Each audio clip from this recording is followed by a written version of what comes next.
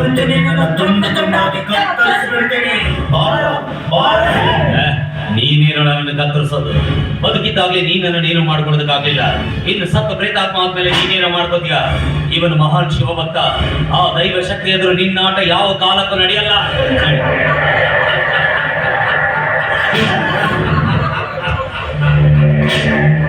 ಅದು ನಿನ್ನ ಹುಚ್ಚು ಭ್ರಮೆ. 10 ತಲೆ ಹೊತ್ತ ರಾವಣನು ಕೂಡ ಮಹಾಶಿವ ಭಕ್ತನೇ. ರಾಮನ ಮುಂದೆ ಯುದ್ಧದಲ್ಲಿ ಪ್ರಾಣ ಬಿಡುವಾಗ ಆ ಶಿವನ ಬಂದು ಕಾಪಾಡಲಿಲ್ಲ. ಹಾಗಾದ್ರೆ ಈಗ ನನ್ನ ಕತೆ ಮುಗಿಸೋದಕ್ಕೆ ಬಂದಿದ್ಯಾ? ಪರಮೇಶ್ವರ ದೇಶಮುಖ್, ನೀನ್ ನನ್ನ ಕತೆ ಮುಗಿಸೋದ್ರೊಳಗಾಗಿ ನಿನ್ನ ಹೆಂಡತಿ ಕತೆನ ನಾನು ಮುಗಿಸ್ತೀನಿ. ಅದೇನ್ ಮಾಡ್ಕೋತೀವಿ ಮಾಡ್ಕೊಳ್ಳೆ.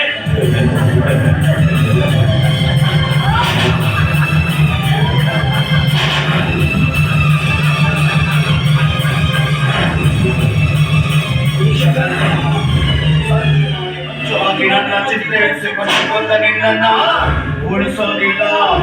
ಪ್ರಶಾಂತವಾಗಿದ್ದ ಸಾಗರದಲ್ಲಿ ಸುನಾಮಿ ಎಂದರೆ ಅದನ್ನ ತಡೆಯಲು ಯಾರಿಂದಲೂ ಸಾಧ್ಯವಿಲ್ಲ. ನೋಡ್ತೀಯಾ